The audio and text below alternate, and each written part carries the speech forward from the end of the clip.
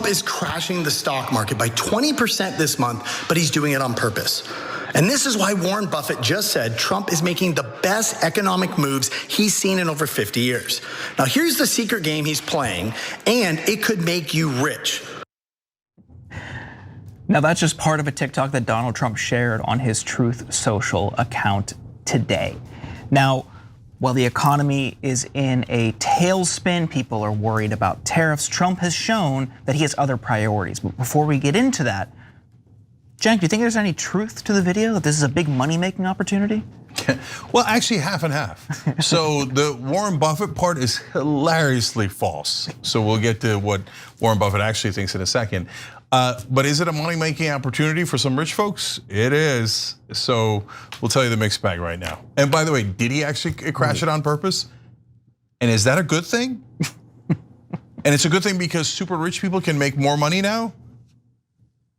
Is that the win you think it is? Well, let's find out. Yeah, so what is Trump focused on right now? Well, Trump jetted down to Florida yesterday in advance of the Saudi-backed Live Golf Tournament at Trump's Doral Club. So while the global economy is in a tailspin thanks to his disastrous tariffs, he'll be brushing elbows with Saudi leaders and golfers who took Saudi blood money to leave the PGA Tour. This, from Wednesday, has some details on his schedule. The president is scheduled to jet to Miami on Thursday afternoon to attend a Live Golf Tournament at his golf course in nearby Doral. He is scheduled to hang there for 2.5 hours before attending a Live dinner, his schedule says. Trump's dinner is slated to begin at 7:30 p.m. and he's expected to stay for an hour and a half. Afterwards, he will fly to Palm Beach by helicopter and stay the night at Mar-a-Lago. In addition, Trump will also be skipping the dignified transfer of 4 troops who lost their lives in a training exercise in Lithuania. Jennifer Griffin of Fox reports President Trump will remain in Florida and will not travel to Dover Air Force Base for the dignified transfer of 4 American soldiers who died during a training exercise in Lithuania. The Live Golf Tournament begins today. Trump just arrived at his golf club. Defense Secretary Hegseth will travel to Dover mid-morning to participate in the dignified transfer of 4 US soldiers. But the Live Golf Tournament underscores a renewed criticism of Trump's preference for leisure.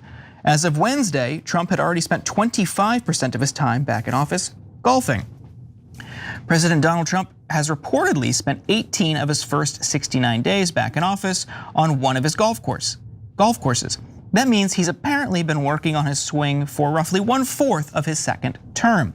According to an analysis by Huffington Post, which based its findings on a 2019 Government Accountability Office report, the cost of these outings has cost US taxpayers about $26 million. Cenk, in a time of cuts across the board, we are spending a lot of money on Trump's golfing habit. What do you think? Okay, so I want to break it down one by one. First of all, Warren Buffett, just because it amuses me. It said there that Warren Buffett thought this was the best economic move he's seen in the last 50 years. Now here's the reality. Quoting Mediaite here, quick search shows, however, that Warren Buffett made no such comment in recent weeks regarding Trump. On the contrary, Buffett, who rarely offers political commentary, told CBS News in early March, so about a month ago, that Trump's tariffs are, quote, an act of war to some degree, and he's been hoarding cash in recent months, anticipating a market sell-off. You can't just lie on TikTok, no. But what's amazing is like Trump, of course, as always, doesn't double check anything. And then it's like, looks good, retweet, right? Okay, so, I mean, come on, that's funny. Warren Buffett's like, this guy's a moron. He's gonna crash the markets. I'm pulling out, getting all cash so that I'll go buy in at the bottom and I'll make billions more. And then remember that that's actually one of the points of the video. So that goes to point 2. They're like, no, this is a genius move because then the super rich will be able to come in after all of your 401ks are destroyed and come in and buy really cheap and make even more money. And that helps me how? How does that help the average American? How does that help the American economy? How is that that's not a brag, that's a self-own, right? Like, okay, all right, thank you for the confession. And then finally, did he do it on purpose? So he's bragging that he crashed the US economy on purpose. So those super rich people like Warren Buffett could make even more. Okay, which part of this is populist? Which part of this is like helps the average guy? Which part of this makes America great again? This is just total lunacy. Okay, and meanwhile, like, well, as Rome is burning, Nero has decided to fiddle with his golf club. So, okay, 25% of his time. Obama golfed way too much, right? And I criticized Obama back then. I'm like, brother, let's go. But at least he worked hard when he was at the White House. This guy, you can't get him off the goddamn golf course. You're the president of the United States. And you just nuke the rest of the world with these tariffs that were out of control large, right? Totally unexpectedly high because you're a maniac. And you're like, oh, sounds good. But the Saudis, they did this cool thing where they bought up all of this golf stuff and then they're making people play at my courses so I can make more money. I love the Saudis. So, oh, your savings are destroyed? Who cares? You didn't give me any money. The Saudis gave me money, so I'm going golfing with them. Wow. America feels so great now. All right, Was. The thing that annoys me about that clip is just the phrase crash the economy.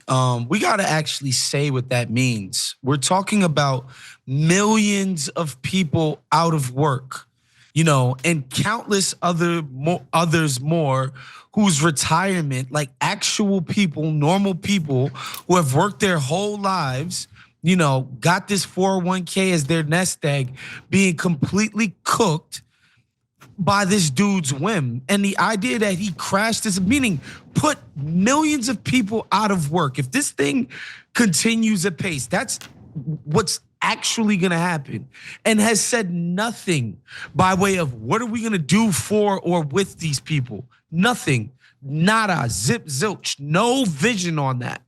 Just this idea that somebody is gonna somehow get rich by being, and it can't be these people who have been put out of work. So who are these people that are going to be made rich by this? That's the thing that annoys me. It's like this one, throwaway line like, oh, he's gonna crash the economy. Like this thing actually means something for people's lives. Like this is not a joke. Like a bunch of people being put out of work, which means they can't pay their rent, which means they're not, participating in all other segments of the economy, which then has its own knock-on effects. Like, this is people's actual livelihoods we're talking about. And a stupid TikToker, and Trump could just frivolously throw it on TikTok like, yeah, I'm inflicting all of this unnecessary pain and suffering on people. It's insanity, dude. Yeah, I appreciate you pointing that out, Was, because when you think about the comments that Trump and Musk have made about things like Doge cuts, oh, well, there's gonna be some pain. Like what you just laid out is very real economic hardship. And I'm reminded of just a couple months ago when we were told that high egg prices were a national crisis. It was something that they had to address, and Trump was the only person who could bring these egg prices down. Prices are going to go up across the board on just about every consumer good because corporate politicians and the political elite have hollowed out the manufacturing sector here and shipped it elsewhere. What do they think the reality is going to look like in a month, 2 months, 3 months, especially when there's retaliatory tariffs? You're gonna drive the cost of goods up. People aren't going to be able to afford things. Sure, that'll have an economic effect. You'll see the stock price, you'll see the stock market affected by it. But the real world scenario for everyday people is going to be that they can't afford things after they already were struggling. They can't afford things that they previously could. They're going to have to skip meals. We've seen that in economic downturns before. Skip meals, an inability to pay bills, going into default. That's the reality of this scenario where there's going to be some pain, as Elon Musk and Trump put it. But they don't care because they don't feel it. It doesn't affect them. Trump tonight is at Mar-a-Lago hosting a $1 million per person dinner. Did any of you get invites? I didn't get an invite. Did you get an invite, Cenk? Like, they do not care about you. How many times do the MAGA base need to see things that he does and things that he says to fully understand that he is not a populist, he does not care about you, and in moments like this, he's heading out to a golf course, or like Cenk put it, he's going to personally profit from the event being hosted at his resort. It is so brazen and so disgusting. When will people finally understand? Yeah, one last thing, guys. So a part of this theory about, oh, he crashed it on purpose is, and they're bragging about this, it's all over social media. They're saying, well, that's good because that's gonna lead to higher unemployment, which then will lead the Fed to lower interest rates, which then will mean that the interest that we're paying on the debt will be lower, so we'll save hundreds of billions of dollars, which then means we could do a $5.5 trillion tax cut. Wait, what? Okay, so break that down super quick. Higher unemployment is great. No, it's not. That means real Americans get fired and they don't have a job and they can't feed their kids. What part of that is great, you monsters? And if there was any unemployment or any inflation under Biden, it was like, national emergency, which on inflation it was, right? So we agree that makes sense. Then you turn around and now you're like, oh, stagflation, inflation, and unemployment. Yay, the rich will get richer. How is that yay? All right, so the second thing, Fed will lower interest rates. Today they came out and said, we're not lowering interest rates. This stupid trick isn't gonna work, okay? All right, there goes that plan. And if we did have smaller interest on the debt and we did save a couple $100 billion, let's go crazy and say that saves $200 billion. I'm pretty sure 5.5 trillion is significantly higher than 200 billion, right? You still have 5.3 trillion left. But we're supposed to be super excited about that $5.5 trillion tax cut because it's going to the super rich. Okay, so literally everything about this has been designed to make the super rich richer. And this is populism? No, this is the same old establishment, uniparty, elitist crap serving the donor class and only the donor class. Every time you ring the bell below, an angel gets his wings. Totally not true, but it does keep you updated on our live shows. Every time you ring the bell below, an angel gets his wings. Totally not true, but it does keep you updated on our live shows.